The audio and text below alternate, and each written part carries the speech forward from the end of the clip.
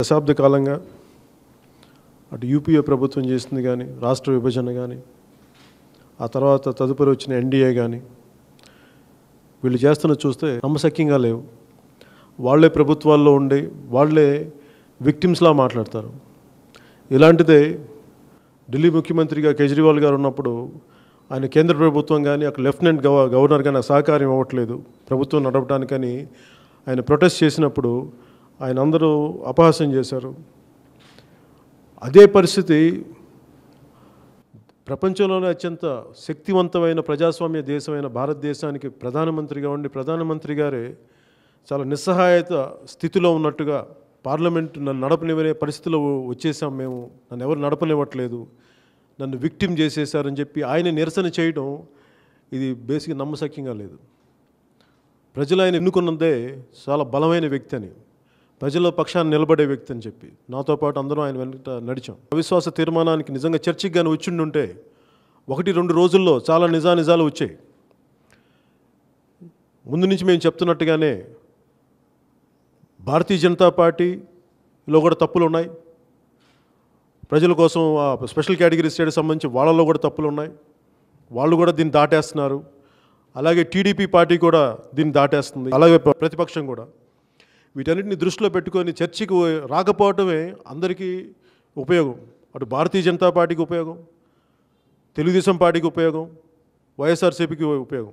చర్చకి అవిశ్వాస తీర్మానం ముందుకెళ్ళకపోవటం ముగ్గురికి చాలా లబ్ధిదాయకం. మళ్ళీ ఈ రోజున వాళ్ళే విక్టిమ్స్ లాగా బయటకు వచ్చి మాట్లాడటం ఇది ముఖ్యంగా యువత నమ్మట్లేదు, మహిళలు నమ్మట్లేదు.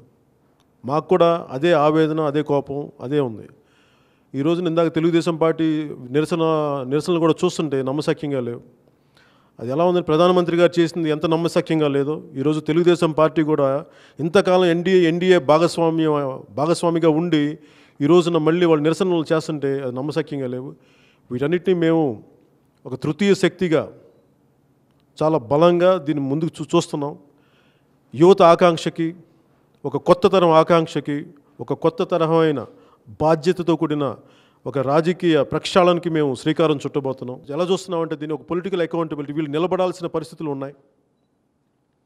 ఏ మాట అయితే ఇచ్చారు పార్లమెంటరీ వ్యవస్థలో ఆ రోజున నేనున్నప్పుడు సెంట్రల్ హాల్, ఇది ప్రధానమంత్రి గారు సెంట్రల్ హాల్ మెట్లకి నమస్కారం పెట్టి వెళ్ళినప్పుడు నాకేమనిపించింది, కాల్స్కి చాలా గౌరవం ఇచ్చే వ్యక్తి అనిపించింది. అలాంటి పరిస్థితుల్లో అవిశ్వాస తీర్మానం పెట్టడం నిజంగా ఆయనకు కానీ నిజాయితీ చిత్తశుద్ధి కానీ ఉండుంటే, ఆయన చర్చికి కానీ వచ్చింటే ఆయన మరింత నమ్మకాన్ని ఇనుముడింపు చేసేవాళ్ళు. కానీ ఎప్పుడైతే దాన్ని దాటి వేయడం వల్ల ఆ నమ్మకం అది ప్రజలందరూ కోల్పోయారు, నాతో సహా.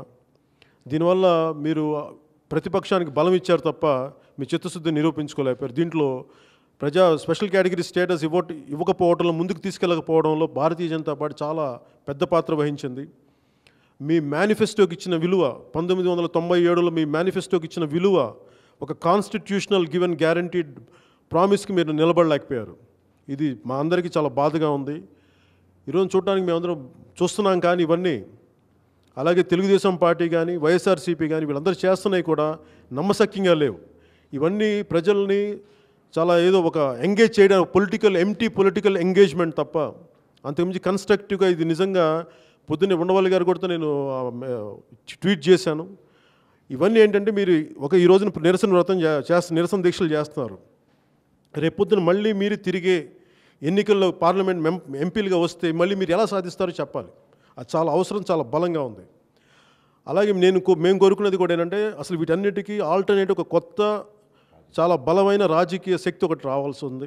అది కూడా చాలా బలమైన విలువలతోటి, చాలా బలమైన ప్రజల్లోని ఆకాంక్షలు ముందుకు తీసుకెళ్ళకే ఒక కొత్త బలమైన రాజకీయ శక్తి అవసరం. అలాంటి శక్తులు వస్తే తప్ప, అలాంటి శక్తులు ప్రతి జిల్లాలో నుంచి అలా ఒకేలా ఆలోచన ధోరణిలో వీళ్ళందరూ కలిసి దీన్ని ముందుకు తీసుకెళ్లాల్సిన అవసరం ఉంది. దాంట్లో భాగంగా మేము కూడా సిపిఐ, సిపిఎం, జనసేన కూడా ఎవరైతే కలిసి వస్తారో, వ్యక్తులు కావచ్చు, సమూహం కావచ్చు, అలాగే ప్రత్యేక హోదా సాధనా సమితి కావచ్చు, ఎవరితో కలిసి మేము ముందుకెళ్తున్నాం. అలాగే మేము అనంతపురంలో పెట్టుకున్న ఈ 15వ తారీఖుని మా ప్రోగ్రామ్స్ని కూడా ప్రత్యేక హోదా సాధనా సమితి వాళ్ళు కాల్ఫర్ చేసిన స్పెషల్ మన బంద్ పిలుపుకి వాళ్ళు దృష్టిలో పెట్టుకుని మేము దాన్ని కొద్దిగా తేదీలు మార్చుకోవాల్సి వచ్చిన పరిస్థితి వచ్చింది. ముందుగా 16వ తేదీకి వాళ్ళు ఇచ్చిన పిలుపు మేరకు బంద్కి జనసేన పార్టీ, సిపిఎం, సిపిఐ కూడా మా క్యాడర్ తోటి వాళ్ళకి సంపూర్ణ మద్దతు మేము తెలియజేస్తున్నాం. నరేంద్ర మోడీ ఈరోజు దేశవ్యాప్తంగా బీజేపీ శ్రేణులందరినీ దీక్షకు పూనుకోమని చెప్పి ప్రోత్సహిస్తాడు. ఆయన దీక్ష చేస్తూ బీజేపీ శ్రేణులంతా కూడా దేశవ్యాప్తంగా పార్లమెంటులో జరిగినటువంటి ప్రతిపక్షాల ఆందోళన మీద నిరసన తెలియజేసేటువంటి దీక్షకి బీజేపీ పిలుపునిచ్చింది. చాలా ఆశ్చర్యం కలుగుతూ ఉంది. ఎవరి మీద ఈ దీక్ష? ఇంతకుముందు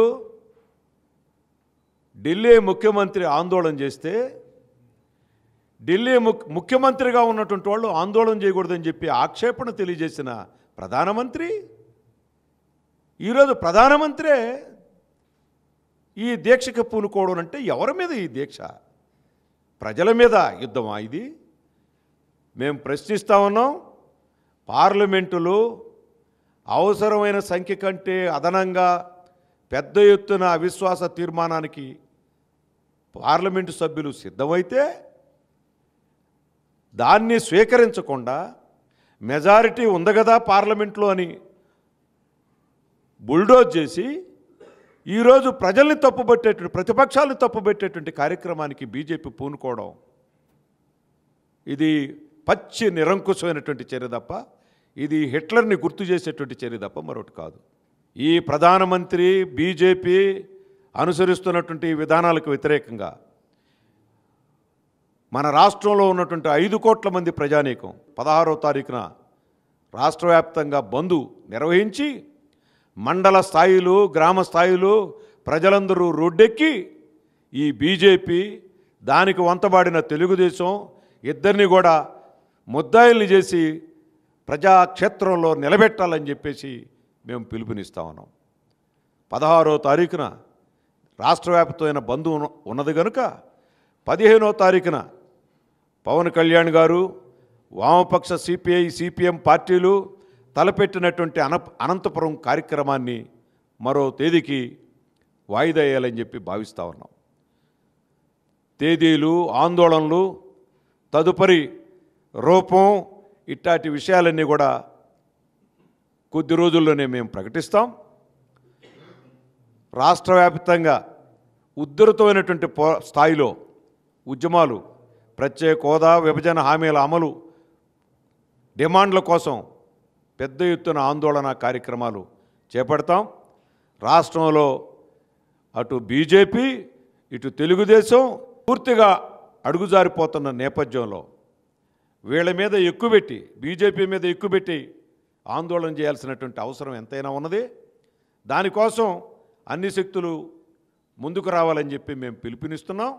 రాష్ట్రంలో 16వ తారీఖు కార్యక్రమాన్ని ఆంధ్రప్రదేశ్ ప్రత్యేక హోదా సాధన సమితి పిలిపించింది. దాన్ని వామపక్షాలు, జనసేన పార్టీ జయప్రదం చేయమని చెప్పేసి దానికి మద్దతు ఇచ్చి జయప్రదం చేయమని చెప్పేసి పిలుపునిస్తున్నాం. ఈ పిలుపుని రైతులు, గ్రామాల్లో కూలీలు, వలసపోతున్నటువంటి కార్మికులు అందరూ కూడా ఏకోన్ముఖంగా ఈ బంద్ కార్యక్రమంలో పాల్గొని జయప్రదం చేయమని చెప్పి విజ్ఞప్తి చేస్తా ఉన్నాం. ఇవాళ జనసేన పార్టీ కార్యాలయంలో పవన్ కళ్యాణ్ గారితో సిపిఐ సిపిఎం నాయకుల సమావేశం జరిగింది. ఈ సమావేశంలో ఇవాళ రాష్ట్రంలో నెలకొన్న రాజకీయ పరిస్థితులు, అదేవిధంగా కేంద్రంలో అధికారంలో ఉన్న నరేంద్ర మోడీ ప్రభుత్వం మన రాష్ట్రం పట్ల అనుసరిస్తున్న వైఖరి పైన లోతుగా చర్చించడం జరిగింది.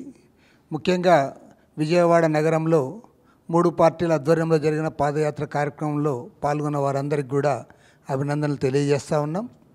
అదేవిధంగా రాష్ట్ర వ్యాప్తంగా పాదయాత్రలు జరిగాయి. వారందరికీ కూడా 3 పార్టీల నాయకులకు, కార్యకర్తలకు కూడా అభినందనలు. ప్రత్యేకించి వాళ్ళ ప్రధాని నరేంద్ర మోడీ గారు మరోసారి నిరసన డ్రామాకు తెరలేపారు. ఆయన ఎవరిపైన నిరసన దీక్ష చేస్తూ ఉన్నారో భారతదేశ ప్రజలకు సమాధానం చెప్పాలని డిమాండ్ చేస్తూ ఉన్నాం. ఇవాళ పార్లమెంట్ను గౌరవించకుండా, ప్రజాస్వామ్యాన్ని తుంగలో దొక్కి, ఇవాళ కనీసం ప్రతిపక్షాలకు మాట్లాడే హక్కు కూడా లేకుండా, పార్లమెంటు సభ్యులకున్న కనీస హక్కులను కూడా గౌరవించకుండా ఇవాళ ఒక నియంతగా వ్యవహరించడమే కాకుండా మరోవైపు నిరసన దీక్ష ద్వారా ప్రజల్ని మభ్యపెట్టే ప్రయత్నం చేస్తూ ఉన్నాడు.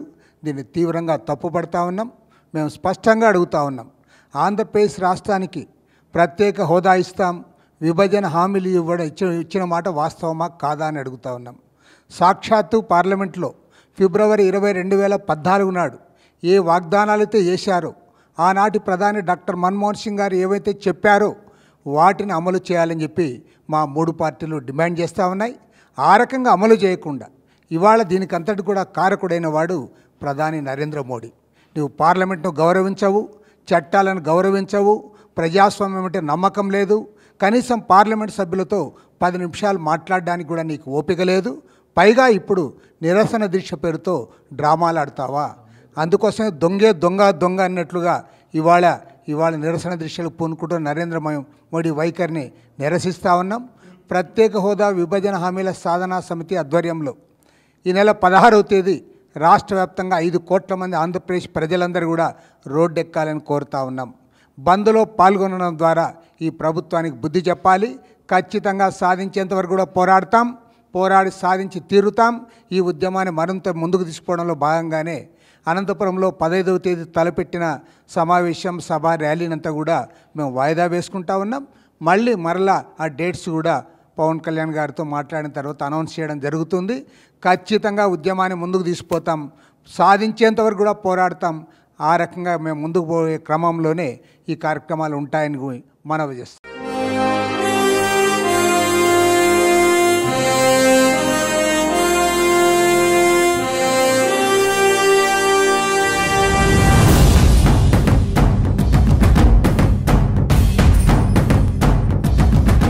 Please subscribe to New Waves. ఇలాంటి మరిన్ని మంచి వీడియోలు కావాలని కోరుకుంటున్నారా?